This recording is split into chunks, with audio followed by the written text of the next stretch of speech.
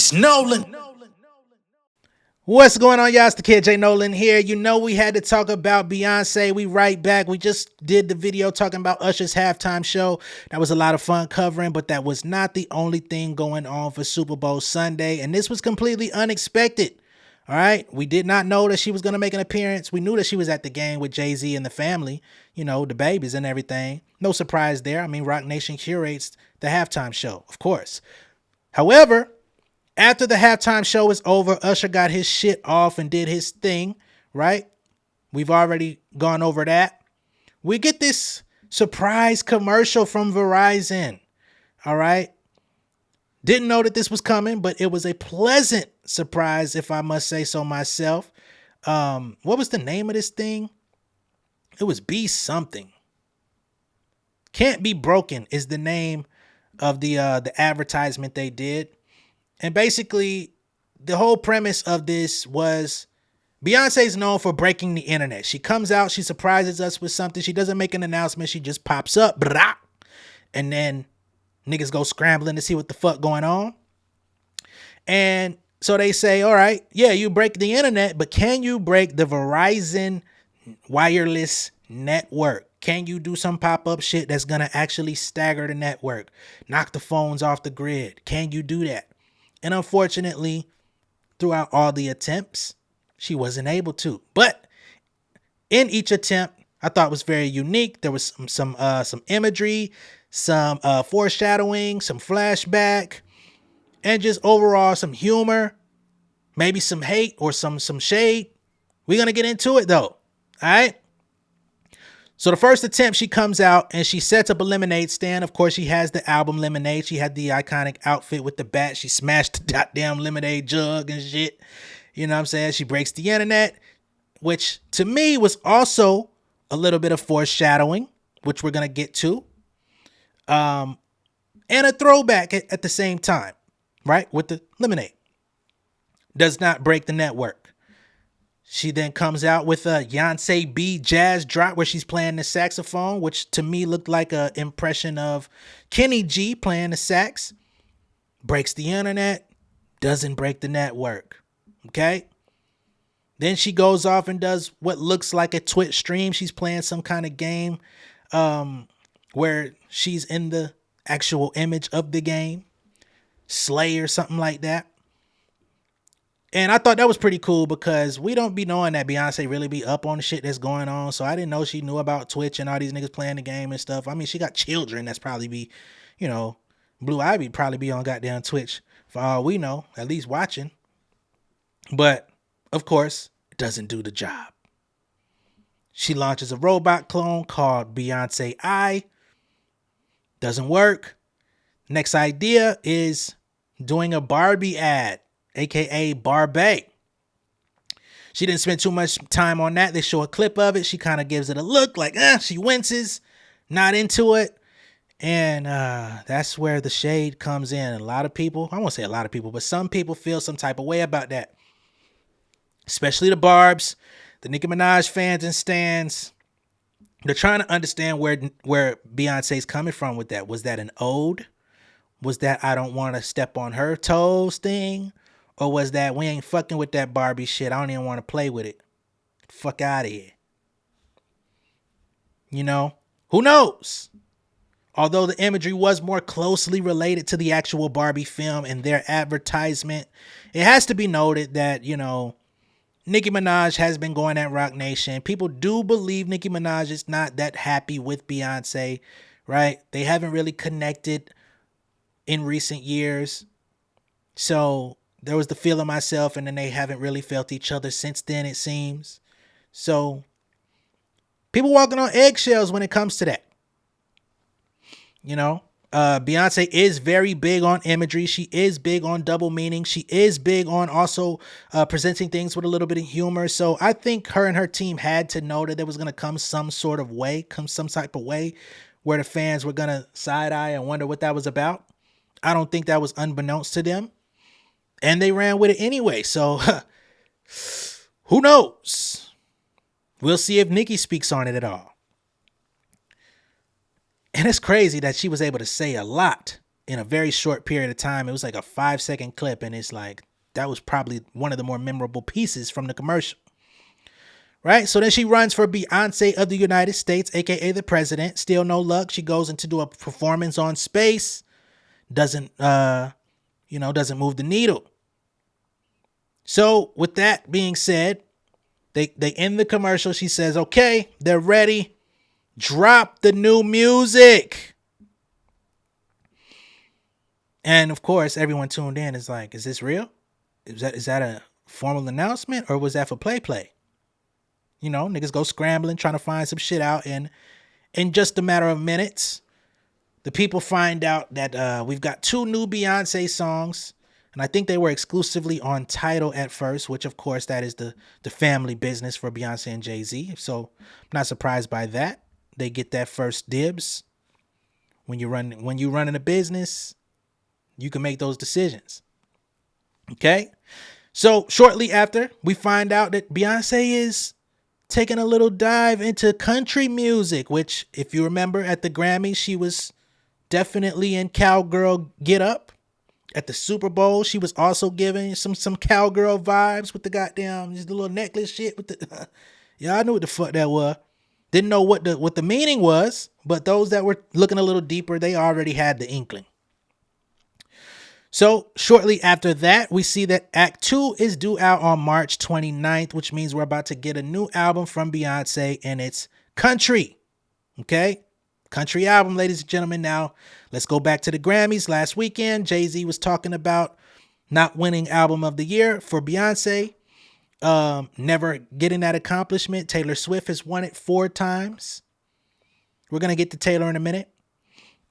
But we're starting to see that seeds are being planted from what he said on stage to the wardrobe that she's picked for her last couple outings to now we've got 2 new songs in country, which means she's coming for new territory. She's not trying to play it safe. She's not sticking to the rivers and lakes that she's used to. She's ready to rain on the country music parade, which I'm here for. This is a revolt, people. This is a revolt if y'all don't see it. Now, getting back to Taylor Swift, I don't think Jay-Z was shitting on Taylor Swift, to be honest. Taylor and Beyonce have definitely supported each other, shown love to each other publicly and privately, so I don't think that there's bad blood there. I think at the end of the day, what Jay-Z and Beyonce are doing is they're standing up and saying, all right, we've sat back. We've submitted the albums. We've given y'all the best album year after year after year. Y'all don't want to acknowledge it. Y'all want to give it to other people. More power to those people that win it. But it seems that there's a deeper issue here. Number one, Black woman hasn't won since what? Lauryn Hill, 25 years ago. Then on a deeper note, or not even a deeper note, but on another note, we've got the fact that R&B hip hop doesn't seem to be considered album of the year potential. Right? Even Beyonce's version of pop, which is like an amalgamation of pop, R&B, hip hop, they don't want to give her album of the year for that type of music. So it's like, okay, well, let me go into what y'all think is yours. Let's go country with it. Let me show you guys I can make music in this key, in this style, and I can dominate your fucking field too. Right? Now, even when the songs dropped last night, they were initially released on certain platforms with the label of pop. That was immediately changed or shortly changed thereafter to country. Like, no, motherfucker, this is country music. Don't say it's pop. Don't be out here trying to say I'm making country inspired music. This shit is country. You bitch you. Okay? Now, the reason why I show love or respect to Taylor Swift, although she may not have been qualified to win over Beyonce, that's debatable, depending on who you ask, what demographic you're speaking to. I give credit and love to Taylor Swift because she's actually, she's pretty gangster. Now, she started in the country genre, which is what Beyonce is delving into, maybe to get some respect, or maybe it's to reclaim it. We'll get there in a second. Back to Taylor. I really salute her moves in the industry. I like how she's willing to fight against motherfuckers like Spotify when she feels like they're not paying her the coin that she deserves. She took her fucking music off Spotify. It eventually went back up, but she definitely put up a fight and let it be known, I'm not afraid to do this shit. I think she would have kept her music off of there, but her label was like, look here, we get the shit that you on this crusade, but you fucking up the money. We're not finna allow you to fuck up the money in the program. It gotta go back up. You've said what you needed to do. You made your statement. Right? Eventually, she went head to head with that very same label. She wanted an opportunity to buy her masters. They presented her with the opportunity to buy her masters, and then they were no longer available. She called them motherfuckers out. She went head to head. She said, I want my shit back. They wasn't budging.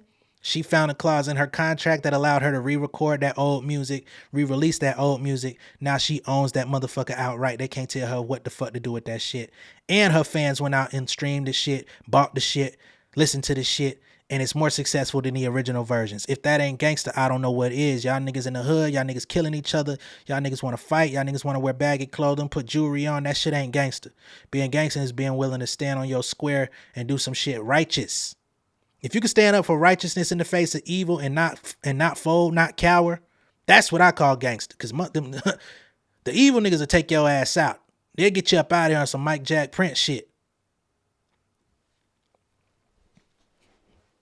I'm just saying. So I respect Taylor. I don't listen to her music. I know she gets away with, they be acting like she's defenseless, but she uses it to her advantage. Because she knows behind the scenes, she'll bust a nigga head. And I ain't talking about physically. Now, moving on. We have Beyonce showing up with her gloves on, ready to strike this new fight. I said it's a revolt now. And there's a lot of support. There's also some skeptics. Some people believe this will be her ticket to album of the year. Some people believe it's still not going to do it. We don't know. Nonetheless, some people don't think she's going to be embraced by the country music community at all. And if that's what you think, I'm going to counter that and say, I don't think she wants to be accepted by the country music community any fucking way.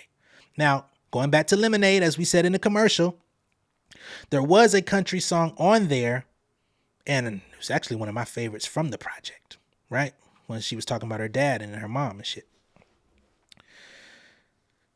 We've got another song where she talks about her dad and mom a little bit. What was that? 16 Carriages, the new shit. We'll get there in a minute. So for me, I enjoy seeing this revolt. A lot of people look at Beyonce, Jay-Z as these big corporate darlings with the machine behind them, and they are. But they always find a way to go against the very machine that supports them in hopes that their willingness to challenge things and shake things up will open doors up for other artists that come after them. So you don't always got to understand what they're doing in the moment. Sometimes it may look like, of course you're going to be able to fight because the corporate system is funding your fight. They know you're going to fight, so they don't give a fuck. They'll let you, get one off on them because you're not going to win. Some people look at it that way. I particularly look at it like they know the position that they hold. They know the value that they hold. And they also know if we can come out and be strategic, if we could time this the right way, these systems, machines, whatever you want to call them, they'll be willing to make concessions with us. Not all at once. We got to make gradual progress. But when we do it, we got to definitely allow it to be something that's seen on a grand scale. It can't just be covert. It can't just be behind the scenes.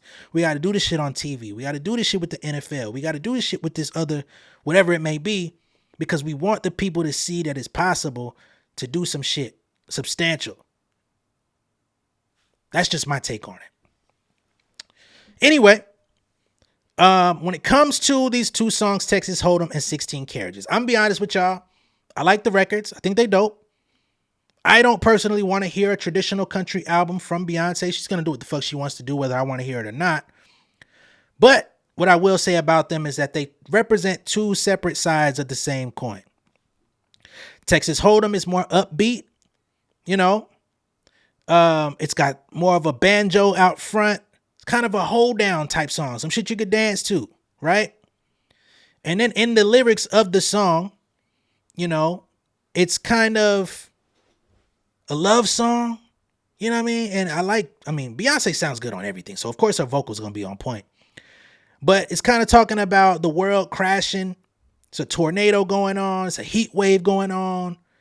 But regardless of all of the turmoil that's going on outside, park your Lexus, stop right here.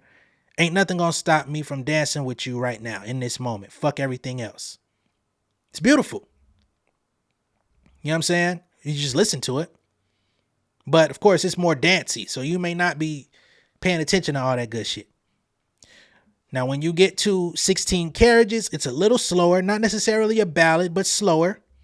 And she's talking about leaving home at 15, her innocence being taken away at that time while her parents pray for her to make it. Mama praying, daddy grinding, right? Later, she speaks on 38 summers. She's been in this game umpteen years. She's overworked, overwhelmed. You know what I'm saying? Underpaid at one point. She's riding in her tour bus, missing her babies. All of this shit, life has passed her by. She just been grinding, going hard. And, you know, I think that's something that everybody can relate to when chasing these goals, having these dreams, not being deterred from what it is that we want or what it is that we feel we were put on this earth to become or to achieve. So I like this shit, man. I like that she's making music with a message. I like that she's not taking the easy route. I like the fact that she's not allowing herself to be put into a box. She's not conforming to any specific genre, any specific form or format. Not to mention, both songs feature a black banjo player by the name of Rhiannon Gideons. Some of y'all may know this, some of y'all may not. But she's an award-winning country artist as well, black, but just doesn't get the accolades and the mainstream attention. But she had done interviews in the past saying that it would take Beyonce to put a banjo on a track or create country music in order for people in the black community, such as ourselves, or just anyone in general, the general public, to acknowledge that this form of music really came from us to begin with. We shouldn't be shying away from it because it's our shit. We shouldn't just be stuck in one or two boxes, especially when we created the whole motherfucking menu. Right? Country music is very much akin to the blues, Negro spirituals. However, it's been taken, you know, but what we did with it was we created other genres from that. We spawned into jazz. We spawned into R&B soul. We spawned into rock and roll. Later it became hip hop. That's all of our shit. And we should be able to dibble and dabble, jump in and out of all of those things and it be understood, be respected, and revered. So again, this is why Beyonce is so important, because she has no fear. A lot of niggas do. We just talked about how T-Pain had been writing songs in country music for all of the fucking biggest stars. And for whatever reason, he wanted to remain anonymous and be hidden from those people because he felt like the racism was too strong. We've seen K. Michelle have to literally be embraced by their biggest new star, Jelly Roll, in order to get the love at the CMT Awards and shit. But she's been having a desire to make country music since she came out. She's just now getting a door and out and an opening to get in there. Beyonce ain't gonna do shit but open the door even further. Ain't no half stepping right now. You gotta go hard. You gotta put your motherfucking gloves on. Right? Even punk rock was created by, you know, I won't say created, but definitely spawned and upheld by black people, specifically black women, black men too, but that shit gets overlooked. Now, again, I like the fact that Beyonce at 42 years old is taking artistic leaps, artistic chances. You know, Act 2. I do hope that they take some artistic liberties, not feeling compelled to have to do nothing but traditional country numbers. I think if you go into the catalog of like black country songs and maybe sample them and flip them into some new shit, put some 808s on that shit, keep it gangster, you know what I mean? I would like to hear that. I would like to hear what those renditions sound like. I can't determine what she's going to do or, you know what I mean, influence that. But me personally, I'm not going to sit through an hour of just straight up country music. Or I'm going to sit through it the first time. I won't come back to it. I'll appreciate it for the art piece that it is and what it represents. But I want to actually be able to stand behind this shit, especially since I'm excited about it. I hope we get another documentary that goes into her intentionality, her reason and inspiration for going into this specific genre. Probably has a lot to do with the same things that we're talking about right now, but I want to hear it from her. I want to see the studio process. I want to see what that process looks like. Any pushback, anybody that questioned her on that. And then I hope we actually get music videos. I mean, we already damn near got more visuals for Act 2 in 24 hours than we got from Act 1. So where's the visuals? Maybe Act 3, maybe they all drop in a collection after Act 3 comes. I don't know. Now, I did a video a little over a year ago about potential songs for Act 2 because Beyonce and her team did upload and register some songs on ASCAP. Unfortunately, I don't believe that any of those songs will be featured on this album, as those records that I was talking about, based on the writers and the people that were contributing to them, it seemed like a more traditional R&B album. It was even some samples of old Beyonce music and Destiny's Child songs that were being used on some of the records. Those might make an appearance on Act 3. Right now, as it stands, people are expecting Act 2 to be a country album, which we see the remnants of. And in Act 3, a lot of people are thinking it may go back to R&B soul. We may get a Destiny's Child collaboration on there. And then for me, selfishly, I do want to see BK, aka Rap B. I want a rap album. I'm not going to lie to y'all. That's what I want. I don't know if we're going to get it, but that's what I would like before she calls it quits. Right? There's also some people that believe Act 3 is going to be the final chapter, that she may retire or take a long hiatus from music and let the people live with her catalog for a minute after Act 3 is complete. I don't know, but it's always fun. Now, on to some hate. Can't have greatness without some sort of hate, right? So, we've got Azalea Banks. We just talked about Azalea Banks the other day. She went in on Nicki Minaj. She went lightly on Nicki Minaj, but she did go in on her about her desire to be with Roc Nation, and that's why she's going at them. But today, Miss Azalea Banks says, Bianca girl, why are you gonna call her Bianca? What the fuck wrong with you, man? She says, Bianca girl, I love you down, but them R&B runs over the Leslie Feist backbeats is giving Pick Misha. Nothing country about it. I don't like that Pick Misha shit. Azalea, you talk a lot for somebody who don't let the music speak. But, I'm taking up for Beyonce. I ain't gonna lie. Some people you can't talk about. She says, you're setting yourself up to be ridiculed again. There's a theatrical element to country music. Them critics are not just going to accept an ugly blonde wig and bullying from Jay-Z. See, again, I said this with the Nicki shit. When Azalea start talking about people's appearance, I don't be with that shit. I don't be with that shit at all. Because, again, I don't think Azalea's ugly in no form. But she don't got no good photos available anywhere. Not on Google. Not on Bing. Not on Ask Jeeves. Not on Expedia. Not on Twitter. Not Instagram. All her photos is just like biodegradable. We got the iPhone 16 now, I believe. At least a 15. And her photos still ain't good. I don't know. Let me keep going. Okay. And bullying from Jay-Z. And the whole Jay-Z bullying thing. You're going to have to elaborate on that. What you mean bullying from Jay-Z?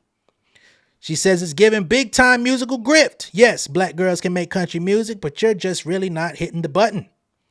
K. Michelle, this is your turn to really execute. It's no shade, but K. Michelle truly understands the assignment. Are you really listening to K. Michelle's country music, Azalea Banks? Or are you just being shady? Shout out to K. Michelle too, though. Beyonce, please stop the madness. The gay baiting. The overly narcissistic attempts to lazily encroach into a genre you think your popularity is going to gain accolades for you in. You're looking like food, sis. You will gag when K. Michelle tears it. Ah, man. Let's be honest. K. Michelle is not going to outshine Beyonce in the country genre. She may have more traditionally country sounding vocals and arrangements and harmonies, melodies. But it's not going to hit the same. It's just not. We're going to be honest here. That's what we do here. Much love to K. Michelle. She's very talented. She's got the vocals. She got the pipes. It's not gonna hit like Beyonce though. Beyonce got the machine. Beyonce got any producer you want to find in the game, she got him. Any writer you could think of, she got him. Any vocal coach you could think of, this woman still gets vocal coaching, and she's one of the better vocalists, period. Yeah, she gonna do it. I would like to see K Michelle do her big one too. It's not to disparage her or put her down, because this video ain't about her. I just said a few minutes ago about the jelly roll shit. I think I want, you know what I mean? I want her to excel. But the fact that you throwing her in there like a counter intuitive type thing, we're not accepting that. Okay? You want to talk about the blonde wig? That's fucking Beyonce's trademark at this point. Man, you might be over the blonde wig. That's cool. That's your personal preference. I ain't gonna be mad at you for that. But let me stop. Put your music out. Put your contribution into the game. Right? Broke with expensive taste. I know your shit. I used to bump 212 and the Catronata remix. Where you at? Talking behind Instagram, talking behind stories. That shit cool. You critiquing everybody. Where's your contribution to the game? You still got it, don't you? Or are you still doing hoodoo? Come on, man. Let me know what y'all think of all this down below in the comments. I addressed the good, the bad, the ugly, and the hate. We ready for the music. March 29th. Act 2 will be out. Hoping to see more visuals. Hoping to see a rollout this time. Some storytelling. You know, giving us the inspo behind all of this stuff. Some interviews possibly. She not finna go to nobody platform though. She might go on Rolling Stone. Do some shit you gotta read. But you know she ain't popping up at Breakfast Club and no shit like that. That's pretty much what I got for y'all on this one. Let me know how y'all feel about Texas Hold'em, 16 Carriages, what you've heard so far. I'm pretty sure folks are going to take those records and remix them and do all type of cool shit with them. I'm looking forward to hearing those joints like that too.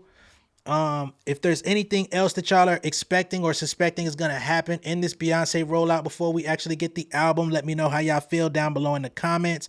I love having these Beyonce conversations. She's so mysterious and elusive that it's just fun to try to even figure out like where she's going with it. Even when you know where she's going, like how she's going to do it, what the, what imagery. Like I said, she likes doing double meanings and shit. Even her being on a black horse and whatnot on the first one. All that stuff was like meaning. So yeah, at this point, I'm ready to sign out. Much love and respect. I thank y'all for tuning in. I thank y'all for riding with me. We're getting closer to that 10,000. I appreciate it. Please be sure to like and share these videos. Be sure to like and share these videos. All support is appreciated. If you're going and listening to the music, I appreciate it. If folks have been sending cash apps, I greatly appreciate it. Anything. Super chats, it's not mandatory that you do that stuff. I'm just saying I appreciate it greatly. And I will catch y'all on the next one, all right? Much love and respect. Y'all stay safe out there. Have a great time. Love on your families and friends. And I will see y'all on the next one, okay?